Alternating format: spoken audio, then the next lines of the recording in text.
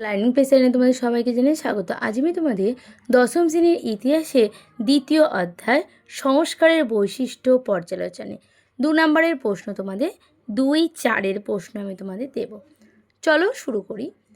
প্রথমে কি বলেছে, ফোর্ট উইলিয়াম কবে কেন প্রতিষ্ঠিত হয়? পরের প্রশ্ন, শ্রীরামপুর ত্রয়ী কাদের বলা হয়? পরের প্রশ্ন, নব্য বেদান্তবাদ কী? পরের প্রশ্ন, নীলদর্পণ নাটকটি গুরুত্বপূর্ণ কেন? পরের প্রশ্ন, ডিরোজিও কোন বিখ্যাত? পরের প্রশ্ন, নব্যবঙ্গ বা ইয়ং বেঙ্গল গোষ্ঠী কাদের বলে? পরের প্রশ্ন, নারী শিক্ষার রাধাকান্ত দেবের ভূমিকা লেখো। পরের প্রশ্ন, ব্রাহ্ম সমাজ কেন বিভাজিত হয়েছিল?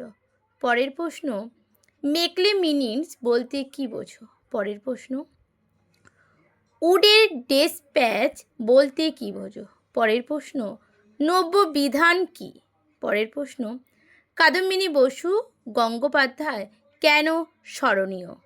পরের প্রশ্ন, শিক্ষাক্ষেত্রে চুঁইয়ে পড়ার নীতি বলতে কী বোঝায়? পরের প্রশ্ন, পাশ্চাত্য শিক্ষা বিস্তারে খ্রিস্টান মিশরদের ভূমিকা লেখো। এগুলো তোমাদের কিন্তু 2 নম্বরে, তোমরা কিন্তু ভালো করে দেখে যাবে। আমি তোমাদের অধ্যায়ভিত্তিক প্রশ্ন দিয়েছি, আর তোমরা কিন্তু আগেও বারবার যেটা বলি, ক্লাসে যেই প্রশ্নগুলো তোমাদের করাবে সেগুলো কিন্তু ভালো করে দেখবে। কারণ তোমাদের এই যে পরীক্ষা ফার্স্ট সামাটিভ, এটা কিন্তু তোমাদের স্কুল থেকেই প্রশ্ন করবে। তাই স্কুলের প্রশ্ন কিন্তু তোমরা যা করবে সেগুলো করবে, এগুলোও করবে, সাথে ওগুলো করবে। এরপরে চলে যাব আমরা পরের প্রশ্নে। মধুসূদন গুপ্ত কেন স্মরণীয়? পরের প্রশ্ন, সংবাদপত্র সাময়িক পত্রের মধ্যে পার্থক্য লেখো। পরের প্রশ্ন, 3 আইন বলতে কী বোঝো? পরের প্রশ্ন, হান্টার কমিশনে 2টো সুপারিশ লেখো। পরের প্রশ্ন, বিজয়কৃষ্ণ গোস্বামী কেন গুরুত্বপূর্ণ? পরের প্রশ্ন, স্কুল বুক সোসাইটি কেন প্রতিষ্ঠিত হয়? এই তোমাদের 20টা প্রশ্ন হচ্ছে 2 নম্বরে। এবার আমরা চলে যাব 4 নম্বরে প্রশ্ন, উডের নির্দেশনামা। এটা তোমরা টিকা হিসেবে করবে বড় প্রশ্নের জন্য। পরের প্রশ্ন, শ্রীরামকৃষ্ণের সর্বধর্ম সমন্বয় করবে। পরেরটা, নারী শিক্ষা বিস্তারে রাধাকান্ত দেব ও ঈশ্বরচন্দ্র বিদ্যাসাগরের টিকা আলোচনা করো। পরের প্রশ্ন, চিকিৎসা ক্ষেত্রে কলকাতা মেডিকেল কলেজের ভূমিকা। পরের প্রশ্ন, হুতুম প্যাঁচার নকশা গ্রন্থে তৎকালীন সমাজের যে চিত্র সেটি আলোচনা করো। পরের প্রশ্ন, স্বামী বিবেকানন্দের ধর্ম সংস্কার আলোচনা করো। পরের প্রশ্ন, মেকলে মিনিটে টিকা আলোচনা করো। তাহলে মেকলে মিনিট কিন্তু তোমার 2 নাম্বার বা 4 নাম্বার দুটোর জন্য কিন্তু ইম্পর্টেন্ট। তোমরা 4 করবে, তাহলে দেখবে 2ও হয়ে যাবে। পাশ্চাত্য শিক্ষা বিস্তারে রাজা রামমোহন রায়ের ভূমিকা আলোচনা করো। এটাও তোমাদের কিন্তু 4-এর জন্য খুব একটা গুরুত্বপূর্ণ প্রশ্ন।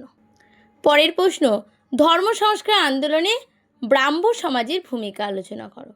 তারপরের প্রশ্ন, নারী শিক্ষার বামাবোধিনী পত্রিকা আলোচনা করো। এই তোমাদের 10টা হচ্ছে 4 নম্বরের টিকা তোমাদের আমি দিলাম। এটা কিন্তু তোমাদের একেবারে অধ্যায়ের যে প্রশ্ন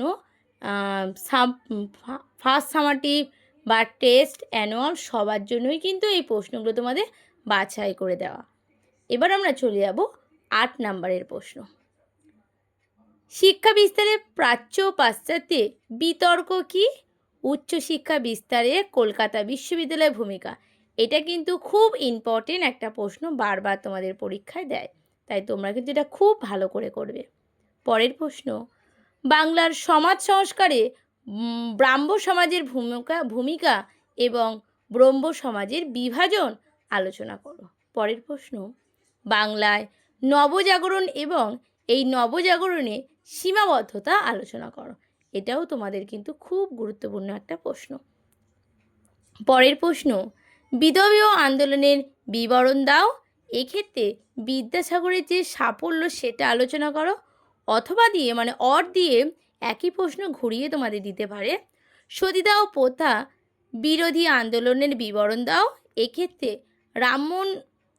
রামমোহনের অবদান আলোচনা করো। 2টো অথবা দিতে পারে।